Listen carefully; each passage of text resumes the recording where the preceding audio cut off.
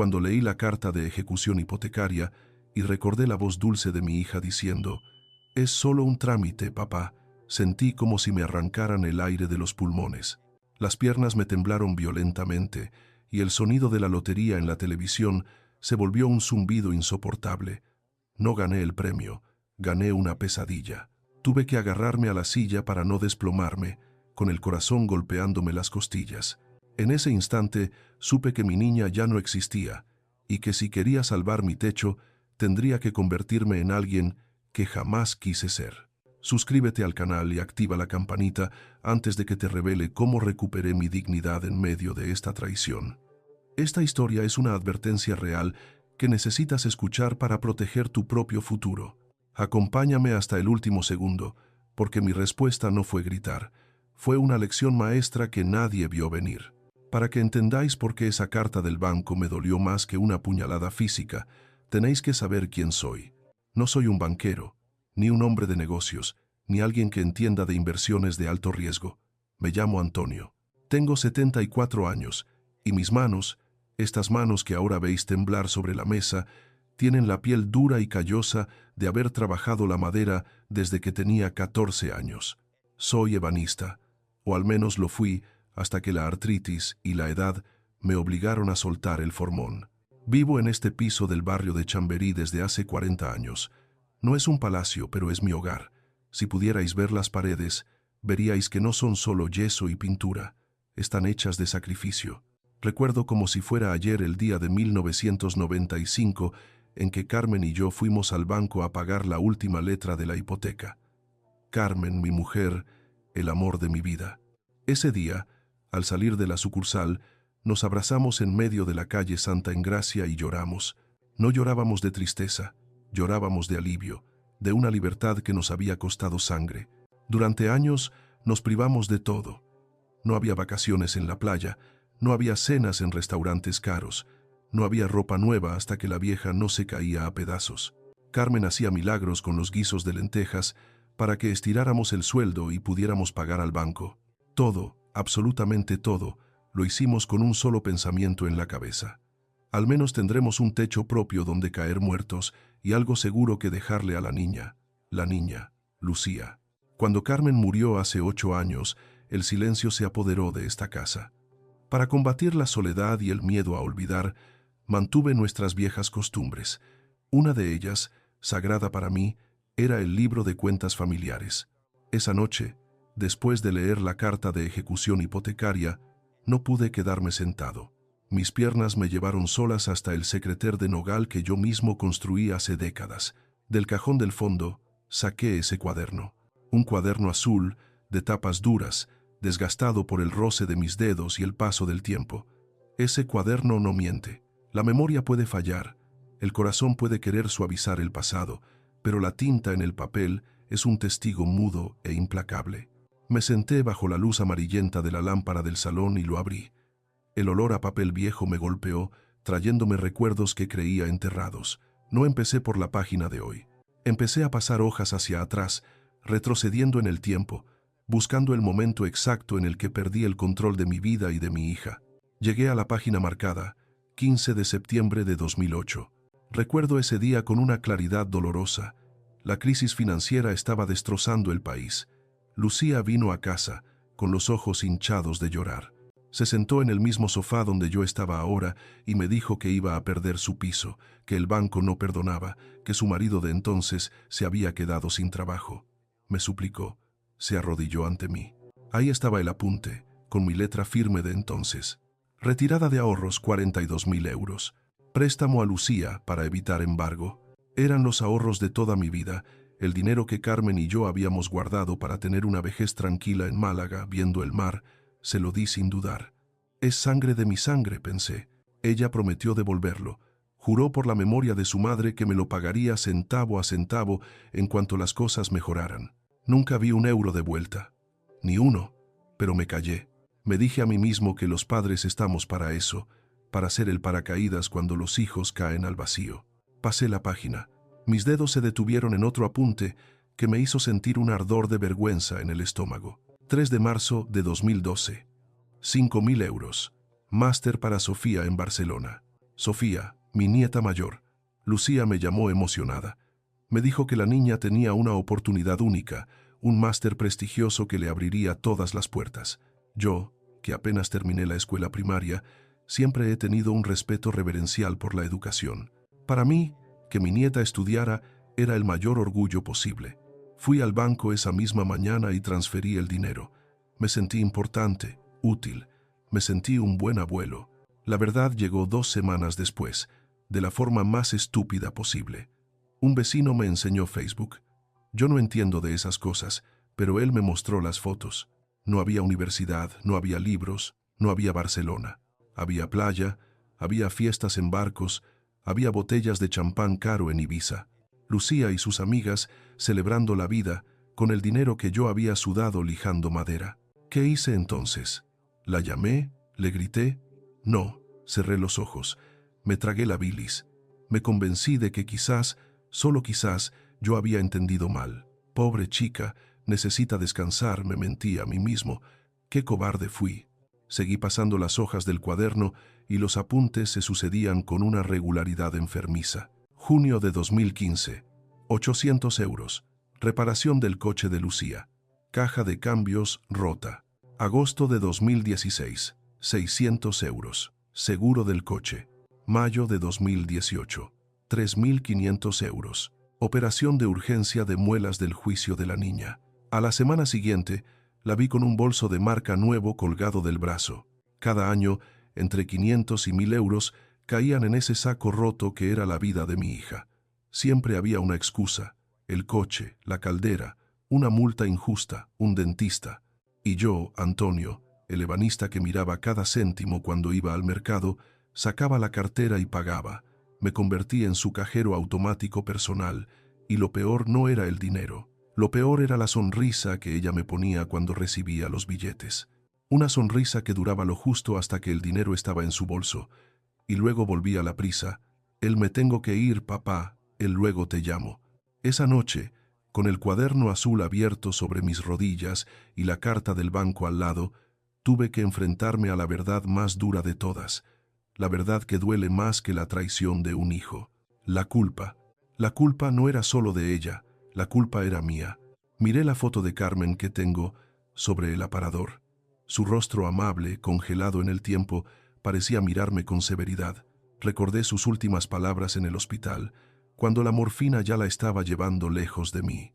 Me agarró la mano con una fuerza sorprendente y me susurró: «Antonio, cuida a la niña, pero no la malcríes. Tiene que aprender a valerse por sí misma». Le fallé a Carmen, le fallé a mi propia hija. Por amor, o por lo que yo creía que era amor, le había amputado la capacidad de ser una adulta responsable. Cada vez que la salvaba de un problema, le estaba robando la oportunidad de aprender de sus errores. Creé un monstruo. Alimenté su avaricia con mi debilidad. Yo le enseñé que papá siempre estaría ahí para limpiar sus desastres, que no importaba lo que hiciera, el viejo carpintero sacaría la chequera y lo arreglaría todo. Pero esto era diferente. Mis ojos volvieron a la carta del banco. Una cosa es pedir dinero para unas vacaciones encubiertas o para arreglar un coche. Otra cosa muy distinta, otra cosa monstruosa, es falsificar la voluntad de tu padre, usar un poder notarial firmado en un momento de enfermedad y poner en riesgo el techo que construimos tu madre y yo con tanto dolor. Sumé las cifras en mi cabeza. Más de 60.000 euros en 15 años, sin contar esta nueva deuda de 80.000 euros que ahora pesaba sobre mi casa como una losa funeraria. Cerré el cuaderno azul de golpe. El sonido retumbó en el salón vacío como un disparo. Sentí como algo se rompía dentro de mí. No era el corazón, eso ya estaba roto desde hacía rato. Lo que se rompió fue la venda que cubría mis ojos. Esa ceguera de padre tonto que perdona todo, que justifica todo, se desvaneció. Me levanté de la silla. Fui a la cocina y tiré el resto del orujo que me estaba bebiendo por el fregadero. Necesitaba la cabeza clara. Necesitaba estar despierto. «Se acabó, Lucía», dije en voz alta, y mi propia voz me sonó extraña, ronca, pero firme por primera vez en años. Pensaste que el viejo Antonio firmaría y callaría, como siempre. Pensaste que por no darte un disgusto me dejaría echar a la calle. Me acerqué a la ventana y miré las luces de Navidad que parpadeaban en la calle. La gente ahí fuera celebraba, compraba regalos, se abrazaba. Yo estaba solo, con una deuda impagable y una hija que me había vendido. Pero mientras miraba mi reflejo en el cristal oscuro, vi algo que no había visto en mucho tiempo. Vi al hombre que pagó su casa trabajando 14 horas diarias. Vi al hombre que cuidó a su mujer hasta el último suspiro. No era un anciano desvalido, era un padre que acababa de despertar.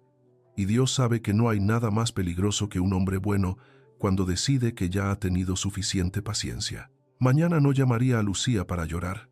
Mañana llamaría a la única persona que podía ayudarme a convertir este dolor en justicia. Mañana visitaría a don Javier. A la mañana siguiente, el instinto de padre me jugó una mala pasada. Me desperté con la mano ya puesta sobre el teléfono, con el impulso automático de llamar a Lucía. Quería oír su voz. Quería que me dijera que todo era un error administrativo del banco, que ella jamás haría algo así. Quería creer la mentira, porque la verdad era demasiado dolorosa para desayunarla a solas. Pero entonces mi mirada cayó sobre el cuaderno azul que seguía abierto en la mesa del comedor y la realidad me golpeó de nuevo. No la llamé. Si lo hacía, ella lloraría, manipularía y yo, viejo blando, cedería. Esta vez necesitaba armadura antes de ir a la guerra. Me duché con agua fría para despejar la niebla del insomnio. Me afeité con cuidado, aunque me temblaba el pulso, y me puse mi mejor traje, ese de lana gris que solo usaba para las bodas y, últimamente, para los funerales. No iba a un entierro, pero algo había muerto, la confianza ciega en mi propia sangre. Salí a la calle. Madrid estaba preciosa y cruel al mismo tiempo. Era 27 de diciembre. Las luces de Navidad adornaban la calle Santa Engracia, la gente corría con bolsas de regalos, los niños reían. Yo caminaba entre ellos como un fantasma, invisible, cargando un sobre marrón con la carta del banco y mi cuaderno de cuentas bajo el brazo. Paré un taxi y le di la dirección de la calle Serrano. Iba a ver a don Javier. Javier no es solo un notario, es una institución en mi vida. Él gestionó la compra de mi piso hace 40 años y él tramitó el testamento de Carmen cuando ella faltó. Es un hombre de mi quinta, serio, de esos que todavía creen que un apretón de manos vale más que 100 contratos. Cuando su secretaria me hizo pasar sin cita previa, al ver mi cara de urgencia, Javier se levantó de su sillón de cuero y me miró por encima de sus gafas. Antonio, dichosos los ojos. ¿Vienes a felicitarme las Pascuas o ha pasado algo?, preguntó, y su sonrisa se borró al ver que yo no se la devolvía. Siéntate, Javier. Necesito que mires esto y me digas si estoy loco o si soy un indigente. Le deslicé la carta de ejecución hipotecaria. El silencio que llenó ese despacho con olor a caoba y papel antiguo fue más denso que el cemento.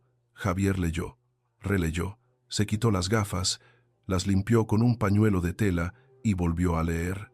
Luego, sin decir una palabra, se levantó y fue hacia sus archivos.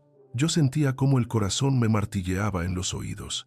Antonio dijo al volver con una carpeta: técnicamente, el banco tiene razón. La hipoteca es válida. ¿Cómo va a ser válida si yo no he firmado nada?, pregunté, sintiendo que la indignación me subía por la garganta. Tú no, pero tu apoderado sí. Abrió la carpeta y sacó un documento que yo había olvidado por completo. Un papel con fecha de febrero de 2015. El poder general, murmuró Javier. ¿Te acuerdas? Claro que me acordaba. Fue el invierno de mi neumonía. Estuve 2 semanas ingresado en el Gregorio Marañón, tan grave que los médicos no sabían si saldría. Lucía vino con este papel. Me dijo: papá, estás muy malito. Si te pasa algo o entras en coma, necesito poder gestionar tus cuentas para pagar el hospital o los médicos. Es solo por seguridad. Yo, con la fiebre quemándome y el miedo a dejarla sola, firmé. Firmé, porque confiaba en ella más que en mí mismo. Firmé mi propia sentencia 5 años antes de que se ejecutara. Ella sabía lo que hacía, dije, y mi voz sonó rota. No lo usó entonces, lo guardó, como quien guarda una bala de plata. El poder es amplio, Antonio. Le permite grabar, enajenar y disponer de tus bienes. Legalmente, ha hipotecado tu casa en tu nombre. El dinero se lo ha llevado ella, pero la deuda es tuya. Es una jugada maestra y macabra. Me llevé las manos a la cara. Vergüenza. Eso es lo que sentía. Vergüenza de haber sido tan ingenuo. Javier, quiero quitárselo todo. Quiero desheredarla. Que no vea un céntimo cuando yo muera. Javier suspiró y se sentó frente a mí, entrelazando los dedos. Aquí venía la lección de realidad que yo no quería escuchar, pero necesitaba entender. Estamos en España, Antonio. Aquí la ley protege a los hijos, incluso a los ingratos. Javier sacó un folio y dibujó un círculo. Imagina que esto es todo lo que tienes. Tu piso, tus ahorros. La ley divide esto en 3 partes. Señaló el primer tercio. La legítima estricta. Esto es sagrado. Por ley, 1/3 de tu herencia va obligatoriamente a tu hija. No podemos quitárselo a menos que haya una causa de desheredación muy grave. ¿Robarme y engañarme no es grave? Interrumpí. Lo es. Pero para desheredarla totalmente, tendrías que ponerle una querella criminal por estafa o apropiación indebida. Tendrías que llevar a tu hija ante un juez, acusarla de un delito y conseguir una sentencia condenatoria. ¿Estás dispuesto a ver a Lucía en la cárcel, Antonio? Porque eso es lo que pasaría si ganas. Me quedé helado. Cerré los ojos e imaginé a Lucía, mi niña, la que yo llevaba al parque vestida de presidiaria. Imaginé su vida arruinada para siempre. La rabia que sentía era inmensa, oceánica, pero el amor de padre, ese amor maldito e irracional, seguía ahí, en algún rincón, impidiéndome apretar el gatillo final. No susurré, no puedo meterla en prisión. Carmen no me lo perdonaría jamás. Entonces no podemos quitarle la legítima estricta, dijo Javier. Pero escucha, amigo mío, eso es solo 1/3. Nos quedan los otros 2. Javier empezó a dibujar con fuerza en el papel. Tenemos el tercio de mejora y el tercio de libre disposición. Esos 2/3 son tuyos. Puedes dárselos a quien te dé la gana. No tengo a nadie más, Javier. Carmen murió. No tengo hermanos. Pero tienes voluntad. Tienes valores. ¿Qué querías ser tú de joven antes de ser ebanista? Yo quería estudiar, dije, sorprendido por la pregunta. Pero no había dinero. Tuve que ponerme a lijar madera a los 14. Javier sonrió, una sonrisa de lobo viejo y astuto. Pues ahí lo tienes. Vamos a crear la Fundación Antonio Morales. El 66% de tu patrimonio, incluyendo la propiedad de la casa cuando faltes, irá destinado a becas para chicos del barrio de Chamberí que quieran aprender oficios artesanales y no tengan recursos. Chicos que sepan lo que cuesta ganar 1 euro. La idea me golpeó como un rayo de luz. Usar el dinero que Lucía quería para sus lujos para ayudar a gente que realmente lo valorara. Era justicia poética. ¿Y ella? Pregunté. Ella se quedará solo con la legítima estricta, lo mínimo que marca la ley. Y además, vamos a ponerle un candado.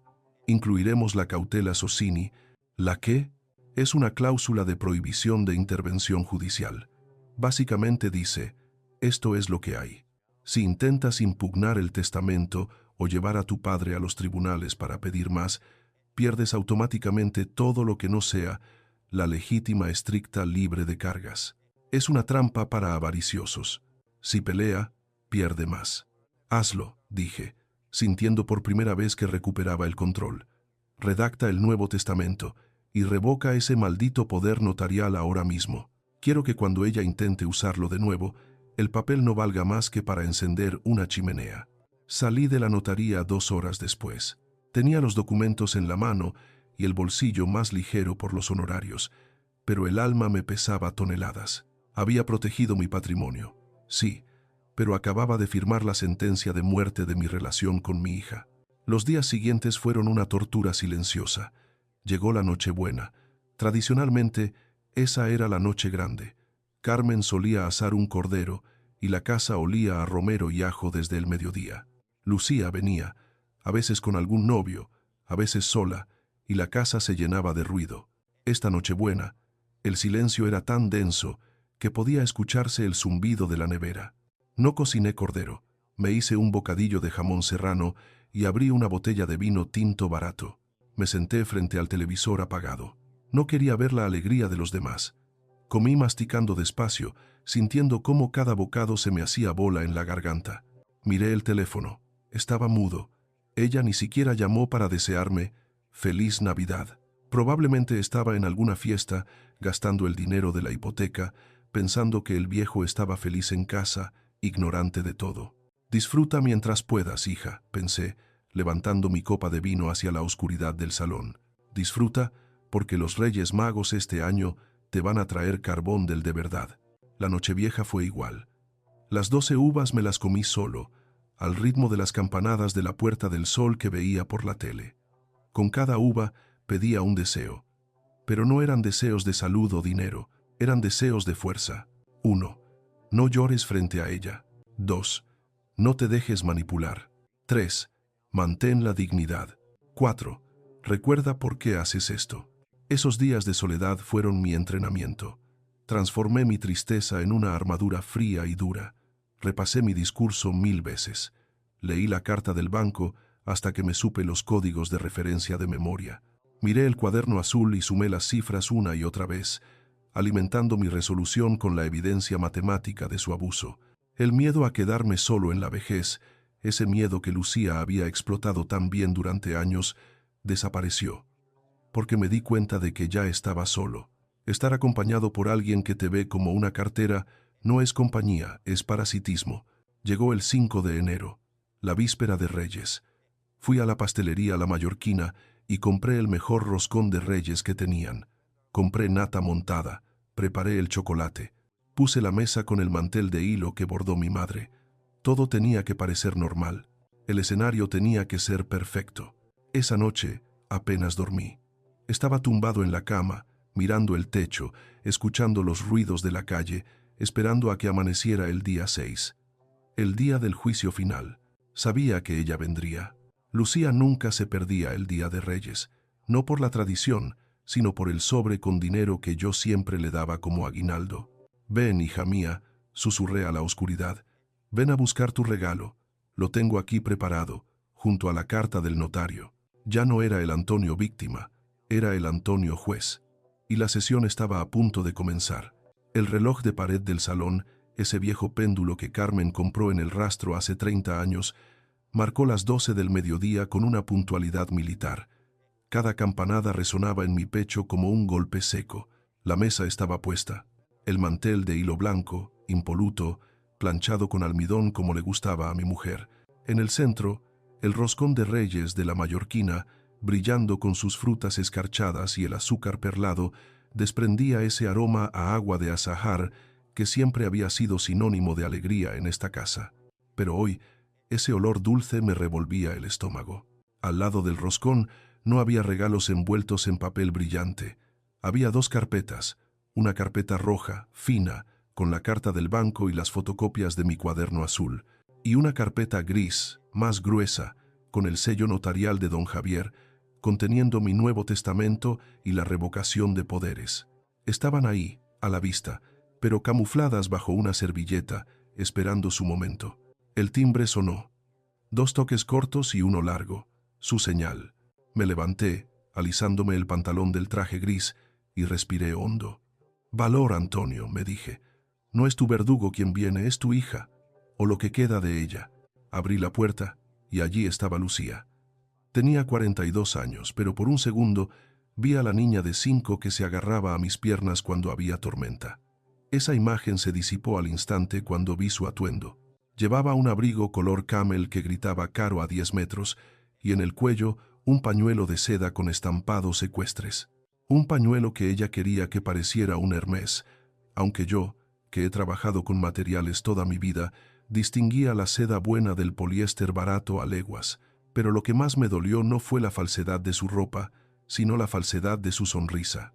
Era una sonrisa de escaparate, ensayada, que no le llegaba a los ojos. Esos ojos oscuros, tan parecidos a los de su madre, estaban escaneando el interior del piso por encima de mi hombro, como un tasador evaluando una propiedad. «Papá, feliz día de Reyes», exclamó, lanzándose a darme 2 besos al aire, sin apenas rozar mis mejillas, como si tuviera miedo de que mi vejez fuera contagiosa. «Hola, hija. Pasa, pasa. Hace frío en el rellano». Entró trayendo consigo una ráfaga de perfume dulzón y aire helado de la calle. Me entregó una bolsa pequeña de una cadena de perfumerías genérica. «Toma, para ti. Es esa colonia que te gusta, la de lavanda». La cogí. Pesaba poco. «Gracias, hija», dije, dejándola sobre la entrada sin abrirla. Sabía que era la colonia más barata de la tienda, la que ponen en las cestas de oferta. No me importaba el precio, me importaba el gesto, y el gesto era cumplir el trámite. Nos sentamos a la mesa. Ella se quitó el abrigo, pero no el pañuelo falso. Se sentó en su sitio de siempre, de espaldas a la ventana. Yo me senté enfrente, presidiendo la mesa, con las carpetas ocultas bajo la servilleta a mi derecha. «¿Y qué tal?», preguntó ella, sirviéndose una taza de chocolate caliente sin mirarme.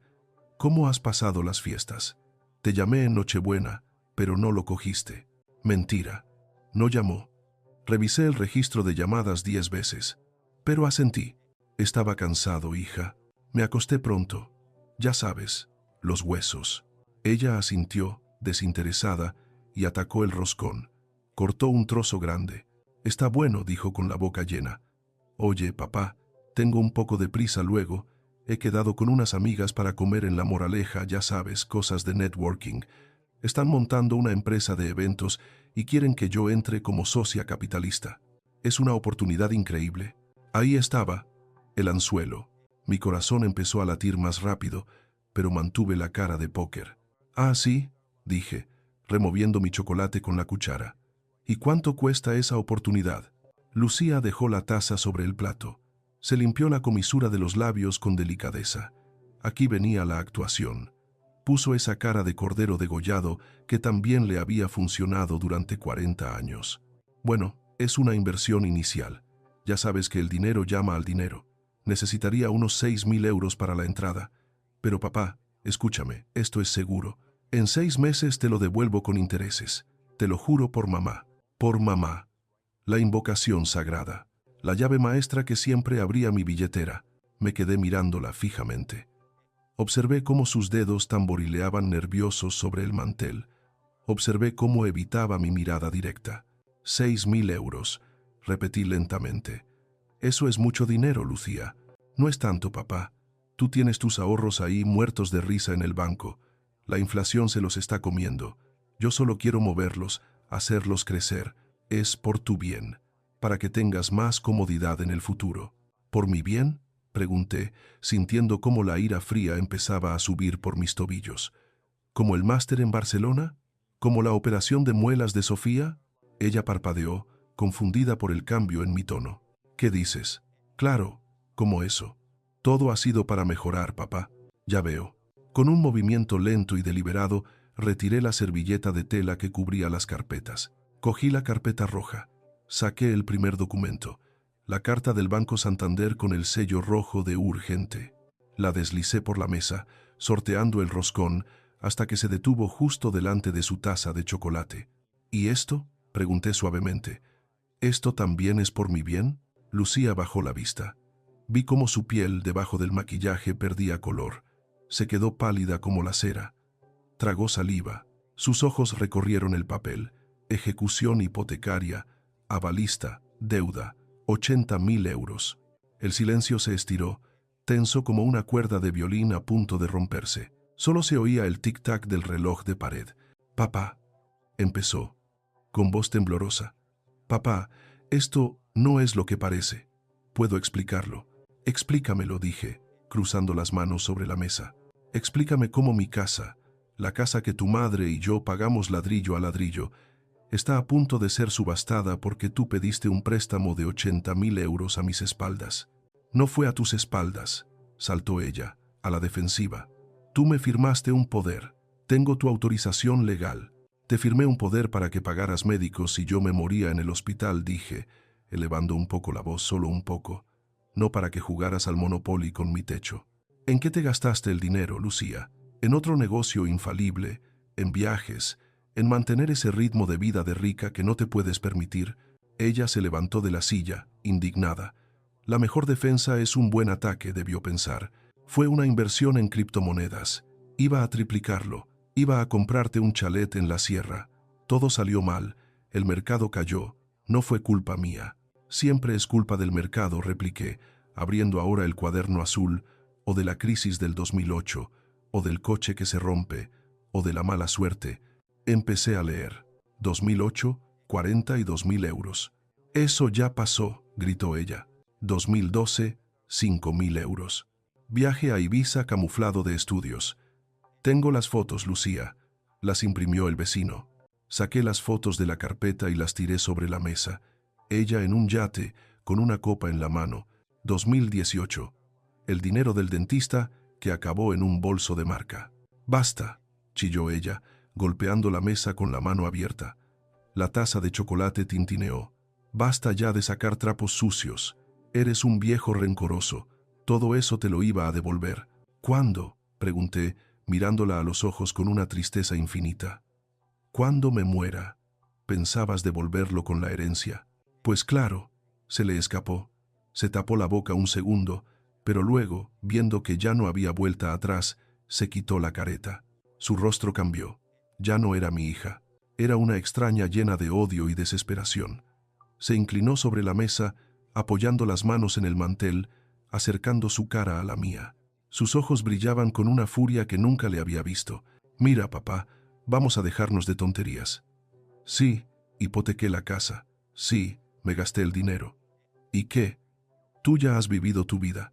Estás viejo. Te queda poco. ¿Para qué quieres esta casa tan grande tú solo? ¿Para qué quieres el dinero en el banco? ¿Para llevártelo a la tumba?» Yo no me moví. Sentía un dolor agudo en el pecho, pero no era un infarto, era el corazón rompiéndose definitivamente. «Esta casa es mi hogar, Lucía, y es mi legado».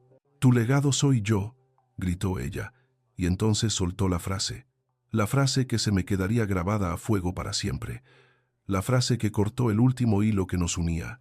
Se irguió, se arregló el pañuelo falso y me miró con un desprecio absoluto, escupiendo las palabras. «Es solo un trámite, papá. Vas a morir pronto y la casa será mía igual. Así que deja de lloriquear por unos papeles y firma lo que tengas que firmar para que el banco no moleste». El mundo se detuvo. El reloj dejó de sonar. El tráfico de la calle desapareció. Solo retumbaba esa frase en mi cabeza. «Vas a morir pronto. Es solo un trámite». Mi propia hija estaba esperando mi muerte como quien espera que llegue un paquete de Amazon. Mi vida, mis sacrificios, mis besos de buenas noches, mis cuentos, todo se reducía a eso. Un trámite burocrático, un obstáculo temporal entre ella y mi dinero. Sentí frío. Un frío glacial que me recorrió la columna vertebral.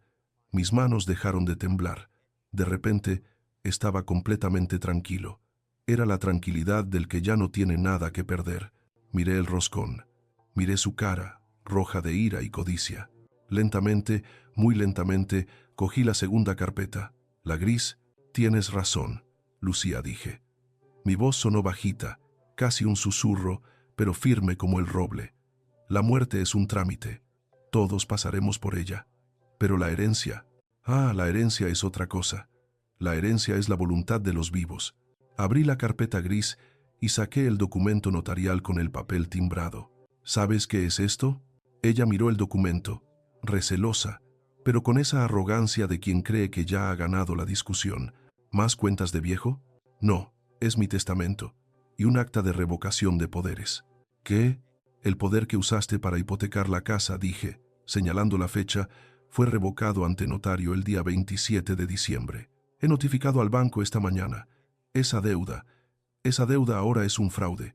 El banco va a ir a por el titular del préstamo, y como el aval es nulo por uso fraudulento de poderes, van a ir a por ti, Lucía, a por tus cuentas, a por tu nómina, a por todo». Ella retrocedió un paso, como si le hubiera dado una bofetada. «No puedes hacer eso. El banco ya sabe que actuaste de mala fe.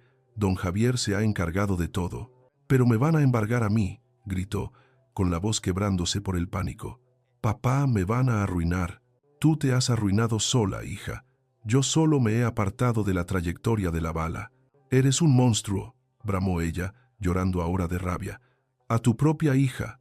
Me vas a dejar en la calle, y todo por una casa vieja. Cuando te mueras me quedaré con todo de todas formas y me reiré en tu tumba». Negué con la cabeza, con una calma que la aterrorizó más que cualquier grito. «No, Lucía, ahí es donde te equivocas. Lee la cláusula tercera». Le empujé el testamento. Ella lo cogió con manos temblorosas. «¿Qué es esto?», balbuceó leyendo entre líneas. «Legítima estricta, Fundación Antonio Morales. He cambiado mi testamento. Te dejo la legítima estricta». lo mínimo que la ley me obliga a darte, 1/3, y con cargas. Los otros 2/3, el 66% de todo lo que tengo, incluida esta casa, van donados a una fundación para becar a jóvenes ebanistas, chicos que quieran trabajar con las manos y ganarse el pan honradamente. Lucía soltó el papel como si quemara. No puedes hacer eso, es mi dinero, soy tu única hija. Eras mi única hija, corregí. Ahora eres una acreedora a la que he liquidado. Y hay una cosa más, se llama cautela socini. Pregúntale a cualquier abogado qué significa. Básicamente dice que si intentas impugnar este testamento, si intentas llevarme a juicio o pelear por un céntimo más, pierdes automáticamente incluso la legítima. Te quedarías con 0, nada, aire. Ella me miró con la boca abierta. El shock era total. Su plan maestro, basado en la premisa de que papá es tonto y bueno, se había desmoronado en 5 minutos. Intentó cambiar de táctica. Intentó llorar. Papá, por favor. No sabía lo que decía. Estaba nerviosa. Se acercó a mí, intentando tocarme el brazo. Papá, perdóname. Podemos arreglarlo. Rompe ese papel. Me aparté. Me levanté de la silla. Parecía más alto que ella en ese momento. El papel ya está protocolizado, Lucía. Está en el registro. No se puede romper. Y mi confianza. Esa tampoco se puede pegar con cola. Señalé la puerta. Vete, papá. Vete. Esta vez sí alcé la voz. Fue un rugido que salió de mis entrañas, un grito de dolor y autoridad. Coge tu pañuelo falso y tu codicia y sal de mi casa. Tienes hasta el día 15 para solucionar tu problema con el banco antes de que inicien acciones legales contra ti por estafa. ¡Fuera! Lucía me miró con odio puro, un odio negro, denso. Agarró su bolso, no cogió el roscón, no cogió la colonia barata que me había traído. Caminó hacia la puerta con pasos pesados.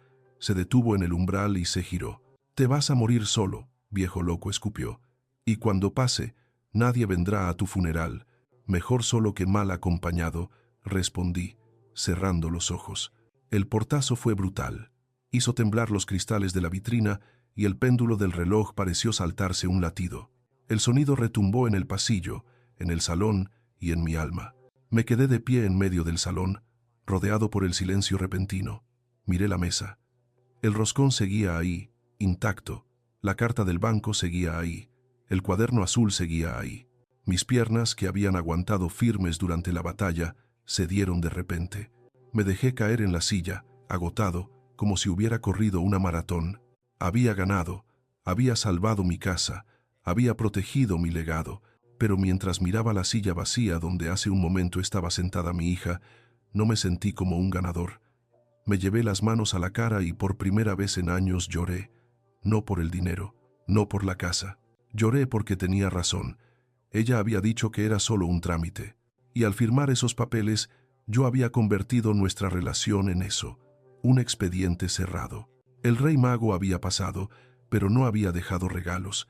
Había dejado la verdad desnuda y cruel sobre la mesa, y pesaba más que cualquier losa. El portazo de Lucía no solo cerró la puerta de entrada, cerró una etapa de mi vida. El estruendo se apagó, pero el eco se quedó flotando en el pasillo, rebotando en las paredes llenas de fotos que ahora parecían burlarse de mí. Me quedé allí, petrificado en la silla, mirando el roscón de Reyes intacto. La fruta escarchada brillaba bajo la luz de la lámpara como joyas falsas, y el azúcar perlado parecía nieve sucia. El chocolate en las tazas ya tenía esa capa de nata fría y desagradable en la superficie. Todo en esa mesa, que había preparado con tanto esmero y tanta esperanza absurda, se había convertido en un bodegón de la miseria. No me moví durante horas. Vi cómo la luz de la tarde entraba por la ventana, cruzaba el salón y se iba apagando poco a poco, dejando paso a las sombras largas del invierno. El frío se me metió en los huesos, pero no era el frío de enero, era el frío de saberse huérfano de hija. Porque eso es lo que uno siente cuando hace lo que yo acababa de hacer. Uno se siente antinatural. Los padres estamos programados biológicamente para proteger, para nutrir, para perdonar lo imperdonable. Y yo acababa de cortar el cordón umbilical con un hacha. Cuando la oscuridad fue total y solo quedó la luz de las farolas de la calle entrando por el balcón, mis piernas reaccionaron. Me levanté, crujiendo como un mueble viejo, y fui a la cocina. No encendí la luz, no quería ver el desorden. Fui directo al armario alto, donde guardaba la botella de orujo de hierbas que un cliente me regaló hace años. Me serví un vaso, no un chupito, un vaso entero. El líquido ámbar quemó al bajar, una quemazón bendita que me recordó que seguía vivo, que seguía sintiendo algo más que ese vacío pecho adentro. Con el vaso en la mano, caminé hasta el aparador del salón. Allí estaba ella, Carmen. La foto era de nuestro viaje a Benidorm en el 98. Salía riendo, con el pelo alborotado por el viento y esa expresión de felicidad sencilla que tenía. Me dejé caer en el sofá, frente a su imagen, y bebí otro trago largo. «Dime que no soy un monstruo», Carmen, susurré. Mi voz sonó patética en la casa vacía. «Dime que he hecho lo correcto, porque ahora mismo siento que he traicionado todo lo que construimos». Hablé con ella durante horas. Le conté lo que Lucía me había gritado. Le repetí esa frase maldita. «Es solo un trámite, vas a morir pronto». Le pregunté, con lágrimas de rabia y vergüenza, ¿en qué momento fallamos? ¿Fue cuando le compramos la primera bicicleta sin que se la mereciera? ¿Fue cuando tú le escondías las malas notas para que yo no la riñera? ¿O fue culpa mía por trabajar tanto y estar tan poco? La hemos criado entre algodones, Carmen, y los algodones se han podrido, le dije a la foto. Pero Carmen seguía sonriendo, congelada en su felicidad eterna, incapaz de absolverme. Esa noche no dormí. Me quedé en el sofá, envuelto en una manta, escuchando los ruidos del edificio. Oí al vecino de arriba llegar borracho, oí el llanto de un bebé en el tercero. Vida. La vida de los demás seguía, ruidosa y complicada, mientras la mía se había detenido en seco. Me sentía como un capitán que ha hundido su propio barco para que no lo capturen los piratas, pero que ahora flota a la deriva en una balsa minúscula en medio del océano. Los días siguientes fueron una neblina gris. Enero es un mes cruel en Madrid. El cielo es de un azul metálico y el aire corta la cara. Yo apenas salía. Bajaba a comprar el pan y subía corriendo, como si tuviera miedo de encontrarme a alguien. La soledad, que antes era una compañera molesta, ahora se había convertido en una inquilina agresiva que ocupaba cada habitación. La casa se me hacía enorme. Sobraban habitaciones, sobraban sillas, sobraba silencio. Pasaba por delante de la habitación de Lucía, que llevaba años cerrada, y tenía que reprimir el impulso de entrar y oler sus viejos peluches. Lo peor era la duda, esa duda corrosiva que te carcome el alma a las 3 de la mañana. ¿Y si me he equivocado? ¿Y si realmente estaba desesperada? ¿Y si ahora está en la calle, pasando frío, sin nadie a quien acudir? Mi mente traicionera empezaba a fabricar escenarios terribles. Imaginaba a mi hija durmiendo en un cajero o pidiendo dinero en el metro. El instinto de protección se despertaba, gritándome que cogiera el teléfono, que llamara a don Javier y anulara todo, que le diera el dinero, la casa, mi sangre si hiciera falta, con tal de saber que ella estaba bien. Hubo una mañana, creo que era martes, en la que estuve a punto de romperme. Tenía el teléfono en la mano, marcando su número. Mi dedo temblaba sobre la tecla de llamada. «Solo quiero saber si está viva», me dije. «Solo quiero oír su voz, aunque sea para insultarme». Pero entonces sonó el timbre. Me sobresalté. ¿Sería ella? ¿Venía a pedir perdón? Fui a la puerta con el corazón en la boca. Miré por la mirilla. No era Lucía, era el cartero. Abrí. Me entregó una carta certificada. Otra más. Era del banco, pero esta vez no era para mí. Era una notificación de que, al haberse anulado el aval por fraude, la deuda pasaba íntegramente a la titular del préstamo y que iniciaban el proceso de embargo de sus cuentas personales. Firmé el recibí y cerré la puerta. Ese papel frío y legal fue el cubo de agua helada que necesitaba. No había venido a pedir perdón, no había llamado, no había intentado arreglar nada. Simplemente, la maquinaria de la realidad la estaba atropellando y ella seguía en su orgullo, esperando a que yo la rescatara. Volví a la mesa y saqué, por enésima vez, el cuaderno azul.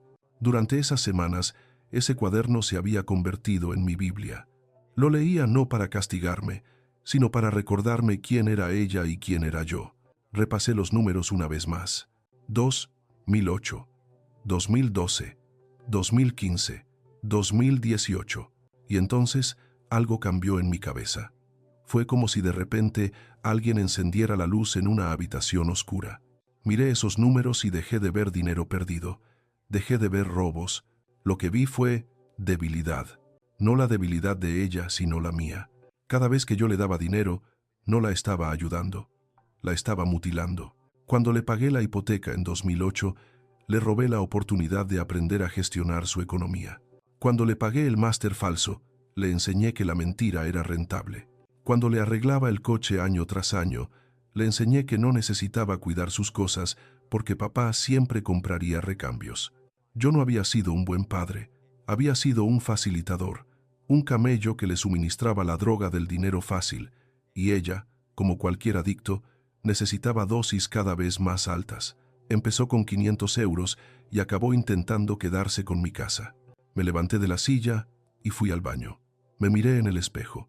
Vi a un hombre de 74 años con ojeras, barba de 3 días y los ojos rojos. Pero detrás de ese aspecto de náufrago vi algo más. Vi dignidad. «No la has castigado, Antonio», le dije a mi reflejo, hablando en voz alta, firme. «La has liberado». Al cerrarle el grifo, al dejarla caer, le estaba dando la única lección que le faltaba. La lección que Carmen me pidió que le diera en su lecho de muerte. La responsabilidad. Ahora, por primera vez en su vida, Lucía tendría que enfrentarse al mundo sin red. Tendría que trabajar, tendría que ahorrar, tendría que negociar con el banco, tendría que sentir el miedo real de perder algo suyo. Y eso, aunque doloroso, era lo único que podía salvarla de ser una parásita eterna. Me lavé la cara con agua fría. Me afeité con cuidado, disfrutando del ritual, del sonido de la cuchilla sobre la piel. Me puse una camisa limpia. Abrí las ventanas del salón de par en par. El aire frío de febrero entró de golpe, llevándose el olor a encierro, a tristeza y a orujo rancio. Tiré el roscón de Reyes, que ya estaba duro como una piedra, a la basura, sin ceremonias, sin pena. Era comida podrida, y en mi casa ya no había sitio para la podredumbre. Volví a mirar la foto de Carmen. «Ya está», vieja, le dije, y esta vez sonreí. «Ya está hecho. Me ha costado, pero lo he entendido. No la he desheredado por odio, la he desheredado por amor. El tipo de amor duro que debería haber tenido hace 20 años. Si se hunde, que aprenda a nadar. Y si nada, entonces quizás algún día vuelva a esta puerta siendo una mujer y no una niña caprichosa de 40 años». Guardé el cuaderno azul en el cajón más profundo del secréter. Le di vuelta a la llave. Ya no necesitaba consultarlo. La contabilidad estaba clara. Saldo cero. Deuda saldada. Me preparé un café fuerte, negro, sin azúcar. Me senté en mi sillón, frente a la ventana por donde entraba un sol pálido pero brillante. Sentí una paz extraña. No era felicidad, no nos engañemos. La herida seguía ahí, abierta y sangrando un poco, pero ya no estaba infectada. Era una herida limpia, de las que acaban cicatrizando con el tiempo. Yo soy Antonio, soy ebanista. He construido muebles que durarán 100 años. Y ahora, en el último tramo de mi vida, me toca reconstruirme a mí mismo. Cogí el teléfono, pero no para llamar a Lucía. Llamé a mi amigo Miguel, el del tercero. «Miguel», dije cuando lo cogió, «¿sigue en pie esa partida de dominó en el centro de mayores?» «Sí, sí», me apuntó. «Y espérame, que invito yo al café». Colgué y salí a la calle. Caminé erguido, con la cabeza alta. Me dolían las rodillas, me dolía el alma, pero caminaba. Y eso, amigos míos, después del infierno que había pasado, era más que suficiente. La tormenta había terminado. Ahora tocaba limpiar los escombros y seguir viviendo. Aquella primavera, Madrid floreció de una manera que yo no había notado en años. O quizás era yo quien, por primera vez en mucho tiempo, tenía los ojos limpios para verlo. Después del invierno de mi descontento, después de la soledad y la purga emocional, llegó el momento de construir. Y si algo sé hacer yo, es construir. No con ladrillos, sino con voluntad y leyes. No me bastaba con haberle cerrado el grifo a Lucía. Eso era una medida defensiva. Yo necesitaba algo más, algo propositivo. Necesitaba asegurarme de que el esfuerzo de toda una vida, esas miles de horas respirando serrín y barniz, no se diluyeran en la nada cuando yo faltara. Así que volví al despacho de don Javier, Pero esta vez no fui con la cabeza gacha ni con el corazón encogido. Fui con un plan. Javier, le dije, sentándome en el sillón de cuero que ya empezaba a sentir como propio. Quiero que lo blindemos todo.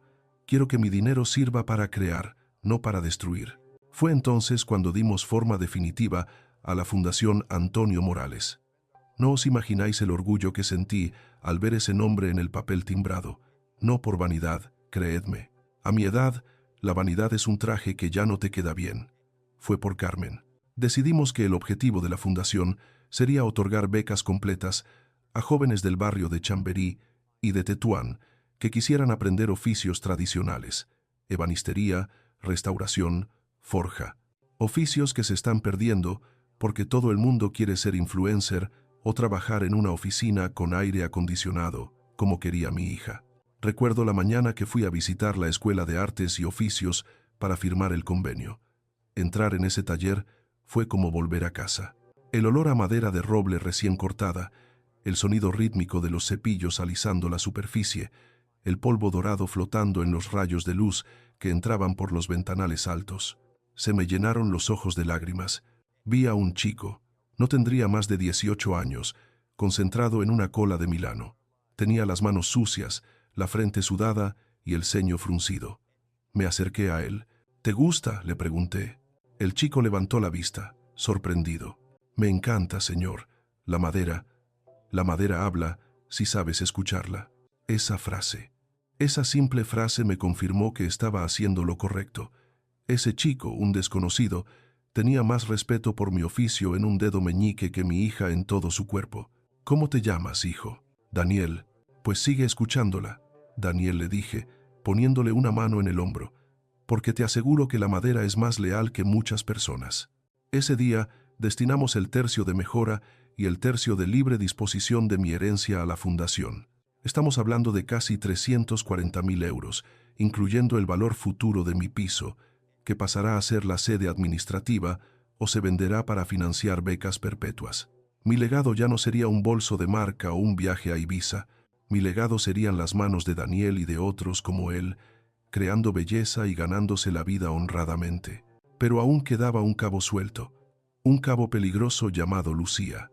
Yo conocía a mi hija. Sabía que su codicia no desaparecería con un simple no. Sabía que, cuando yo muriera, ella intentaría pelear. Intentaría buscar resquicios legales, alegar que yo estaba senil, que me habían manipulado, lo que fuera para poner sus manos en el dinero.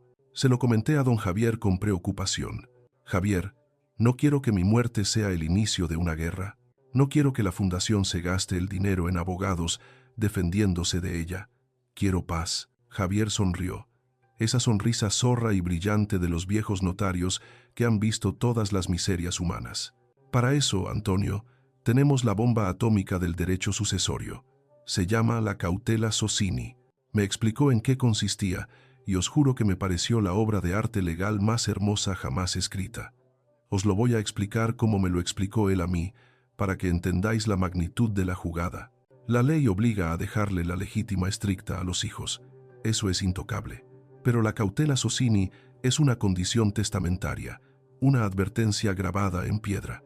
Básicamente, el testamento dice: a mi hija Lucía le dejo lo estrictamente obligatorio por ley, pero si se le ocurre impugnar este testamento, si se le ocurre llevar a la fundación a juicio o molestar de cualquier forma la voluntad del testador, entonces perderá automáticamente todo derecho sobre cualquier bien, quedando reducida a la mínima expresión legal posible, libre de cualquier otro beneficio, e incluso podría perder el usufructo si lo hubiera. Es un o lo tomas o lo dejas. Es una mordaza de oro, es un jaque mate. Antonio, me dijo Javier, si ella se queda quieta y callada, recibe su parte, que no es mucho, pero es algo. Unos 160.000 euros, menos impuestos y deudas. Pero si su avaricia la empuja a demandar para conseguir más, el cepo se cierra y se queda prácticamente sin nada.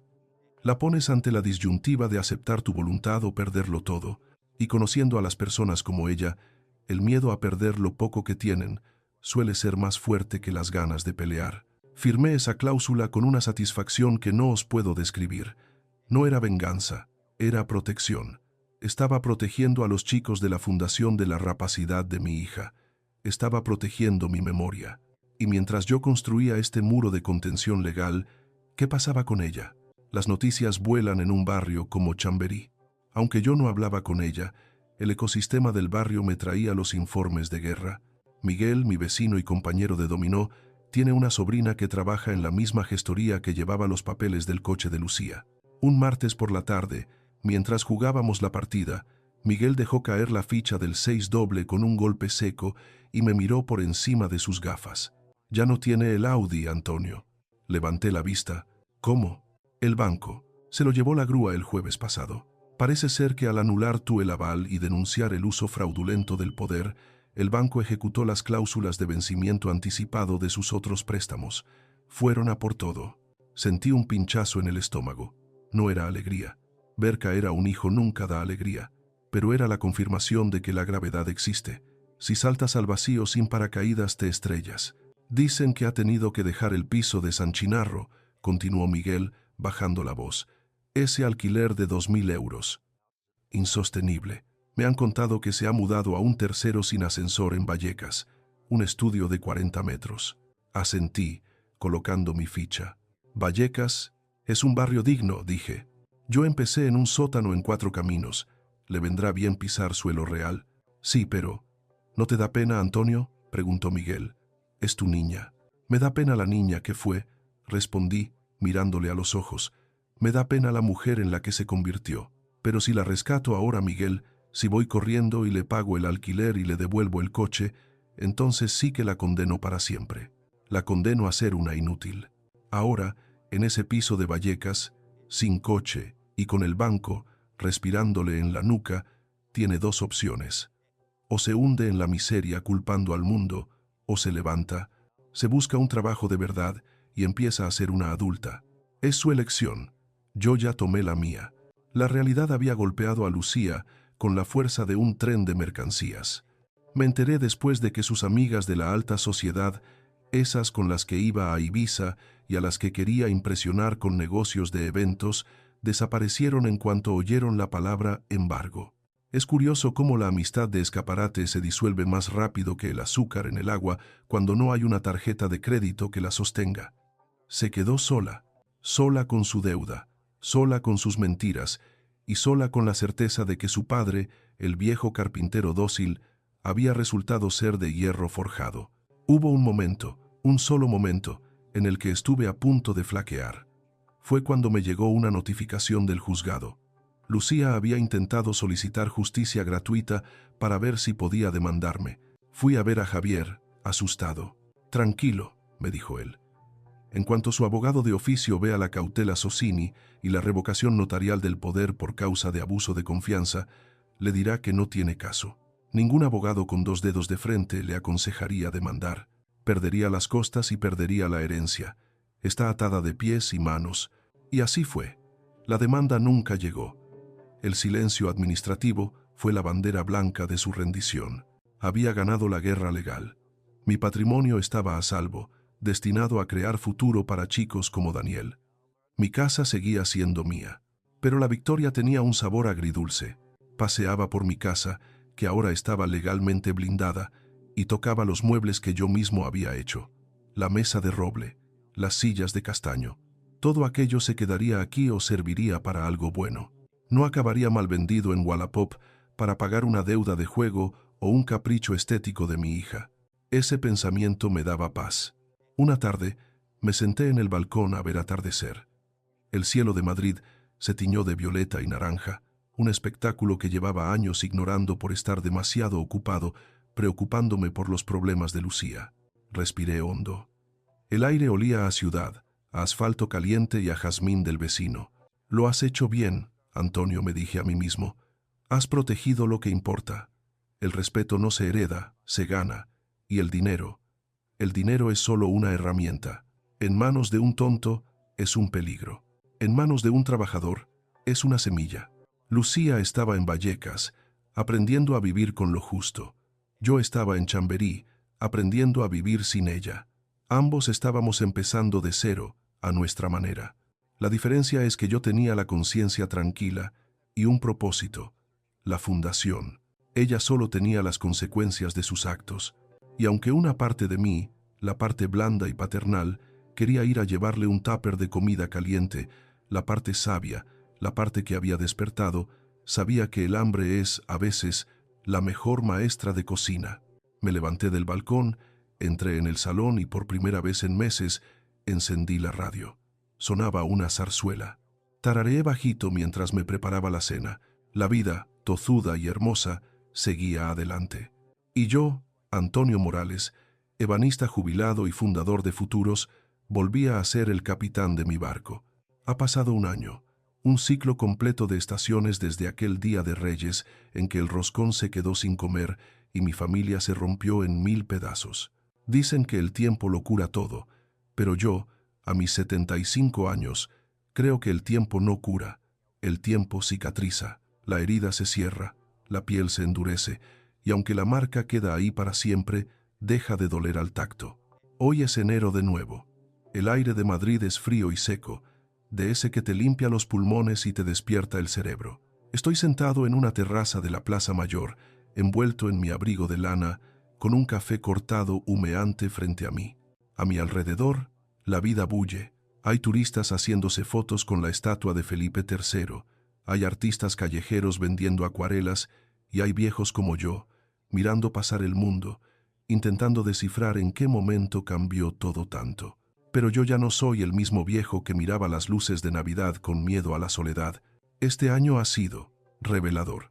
La Fundación Antonio Morales funciona a pleno rendimiento. ¿Os acordáis de Daniel, el chico del taller? Ha terminado su curso con matrícula de honor.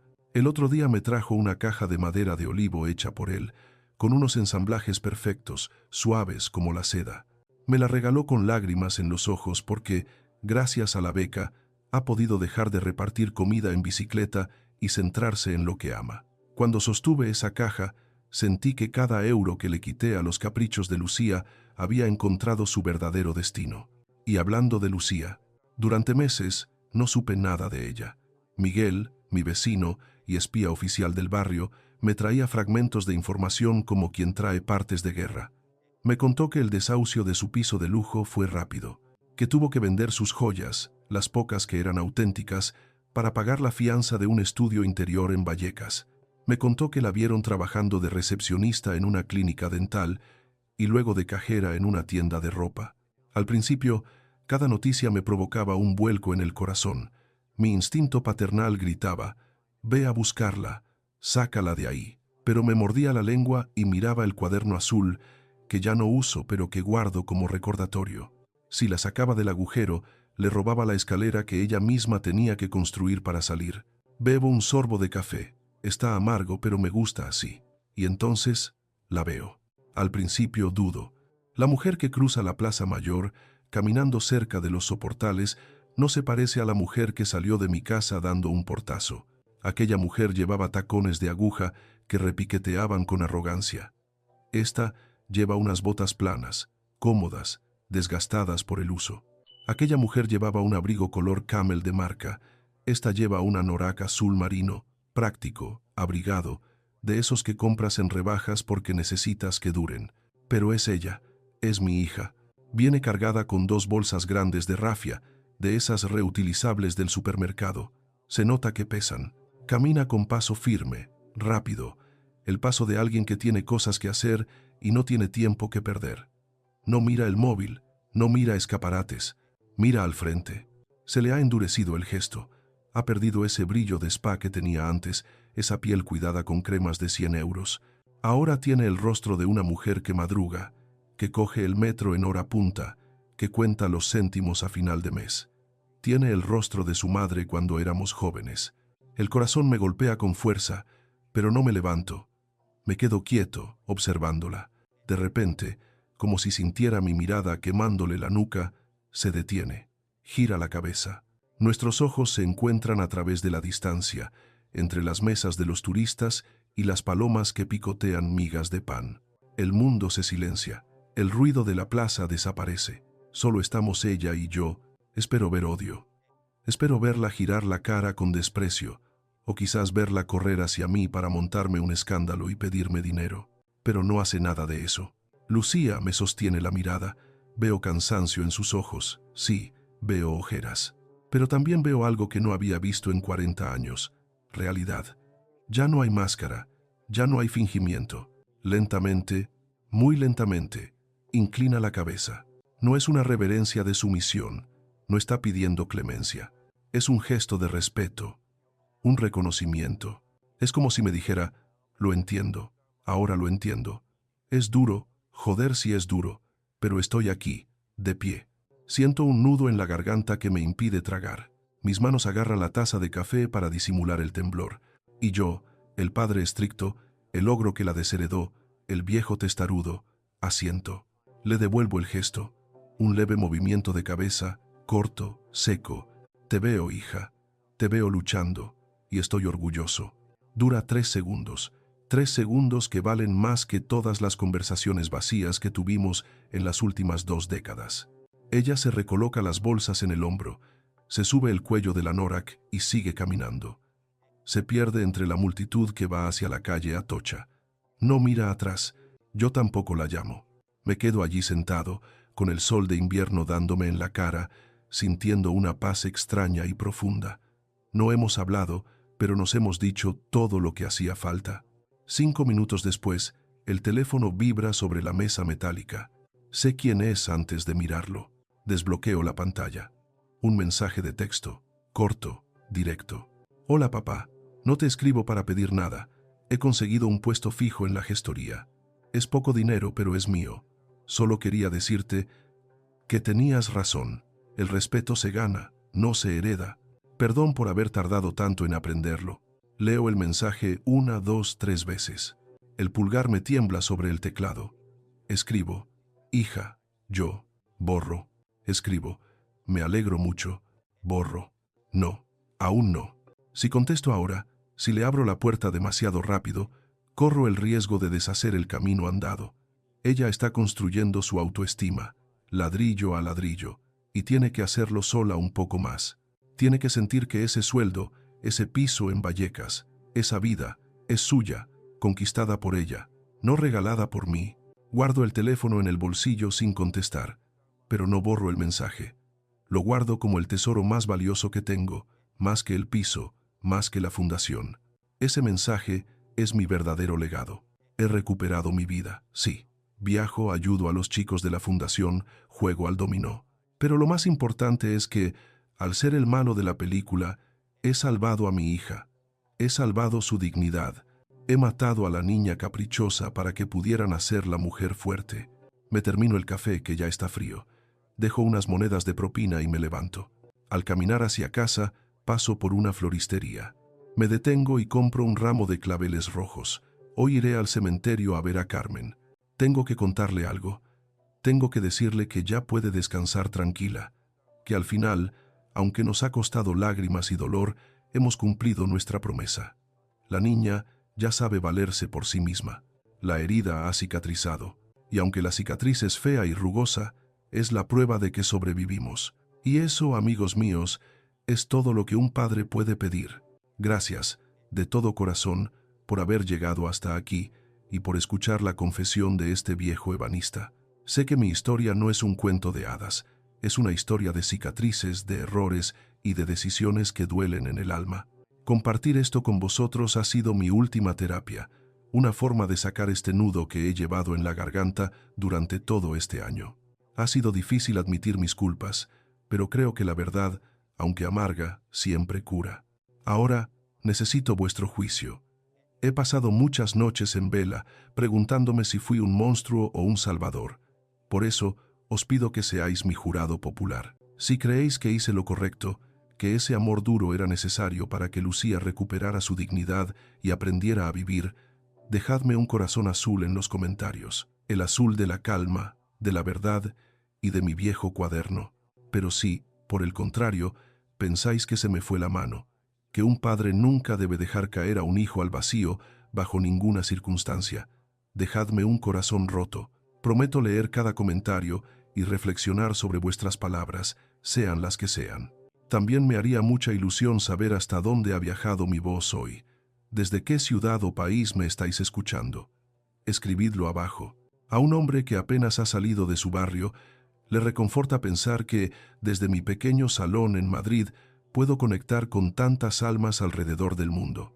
Y antes de despedirme, por favor, aceptad un último consejo de este anciano que aprendió a base de golpes. No dejéis que el amor os ciegue. Revisad vuestros papeles, vuestras cuentas y vuestros poderes notariales. El abuso financiero, lamentablemente, a veces viene de quien más amamos y en quien más confiamos ciegamente.